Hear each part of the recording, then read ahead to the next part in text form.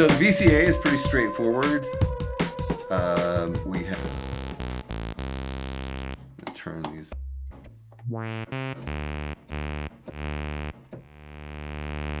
The common ADSR for the amplitude.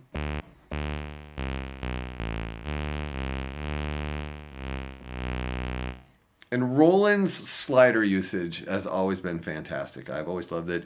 It gives you a really visual sense of what the envelope is. And also these sliders are thick, so they're fun to grab.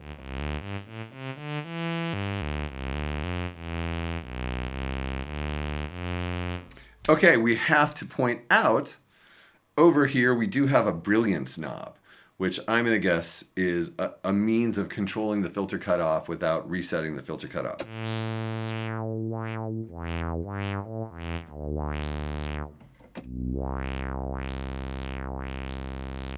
And it has a notch in the center, so it always gets you back to the normal setting of your patch. Some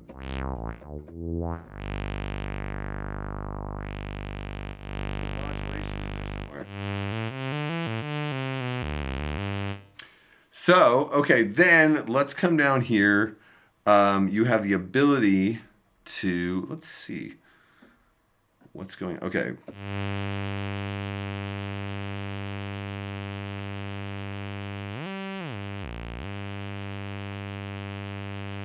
Okay, so the VCO switch, I have it set to bend. I'm gonna guess you could figure out the width of the bend using the bend sensitivity. And if we set bend to VCF, we set the VCF to bend, we get, obviously, this becomes a mod wheel as opposed to a pitch bend. The same for the VCA. Oh, that's interesting. How often do you have a hard wiring to the VCA from the modulations or the mod wheel? That's interesting and nice. I like it. So you have the option of setting any of these to either bend or LFO. So I'm gonna guess if we set the VCO to LFO, we're gonna get the LFO directed to the VCO to the amount that you set by pushing the wheel.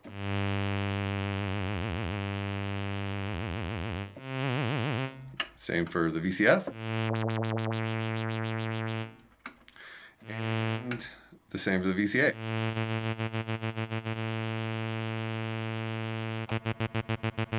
And the amount of your LFO modulation is controlled by the LFO modulation knob.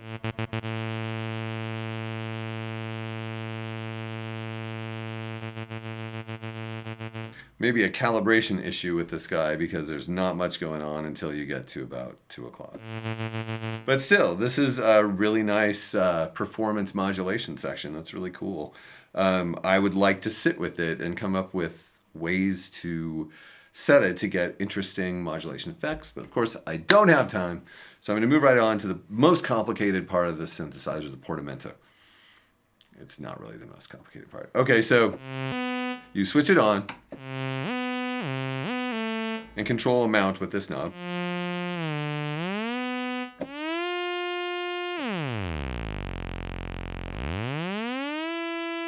So that is a nice amount. Let's see, what have we not? We still haven't talked about delay for bend.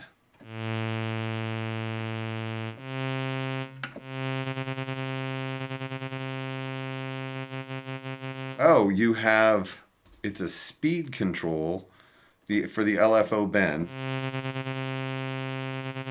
and width.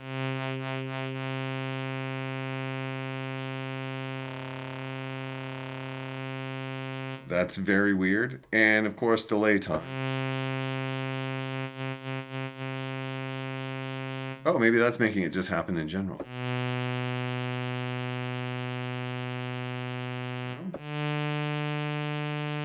It's not exactly clear.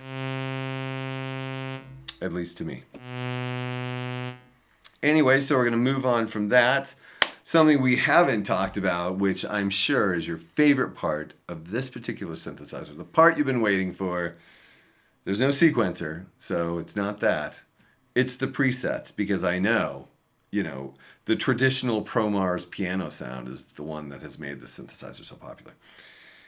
I'm totally lying. Okay, so the first preset is bass.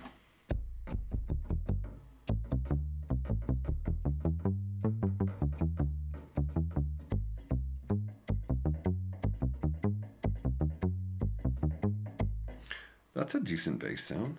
Next one is string.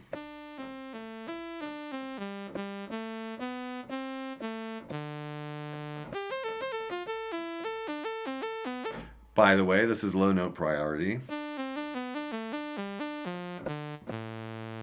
Maybe not my favorite string sound ever. Oh, maybe it's because I had oscillator 2.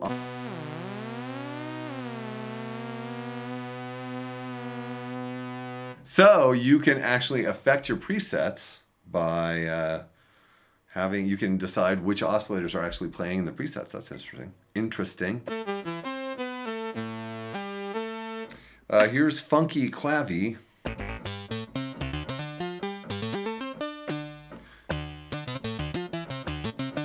Anytime a clav is called funky, it's largely because they've added a filter to it. But you don't have panel control of the presets other than that weird VCO thing I found. You need to have the button set to manual for this functionality to apparently work. So here is the Promars piano. I bet we should turn the Portamento off for the most authentic piano sound. I can't play chopsticks because monophonic. Sorry.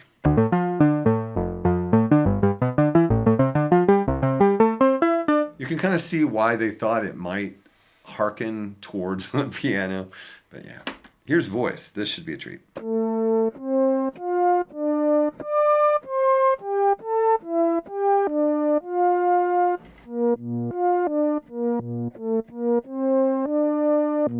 It's a nice sound. Everyone's favorite, trombone.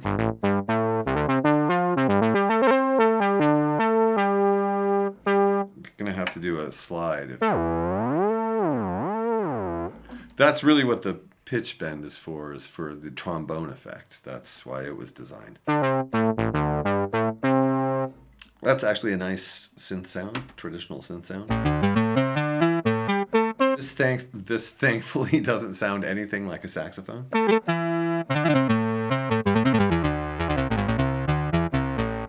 Trumpet.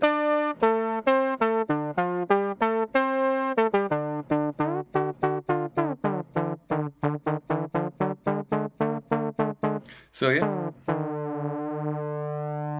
I just wanted to again test, do I really have control over VCO2 in the midst of presets? Okay, this is Synth 1 sound.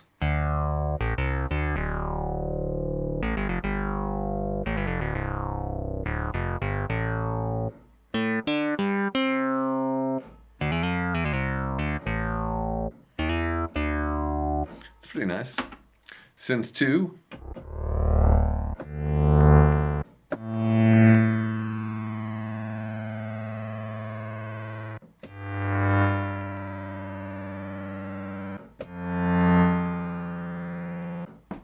You had 2 synth options, Roland, and that's what you chose for Synth 2?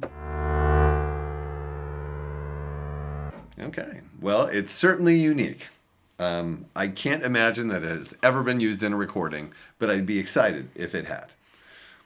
All right, well, that is generally a very general overview of the Promars Compuphonic made by Roland. I can't remember the exact year. Was it 1978? Was it? I can't remember. Kind of. 70. Well, the Jupiter 4 came out, what was that, 76? And this was around then. So Maybe. I'm not sure. I can't remember.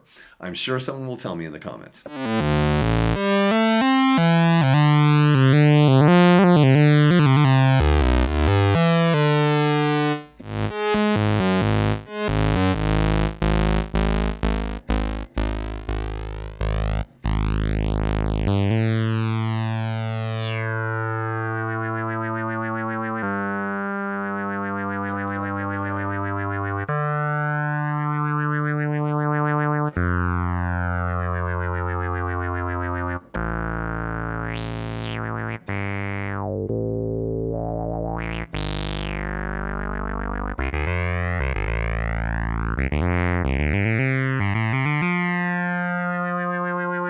That should have been your second synth patch, Roland.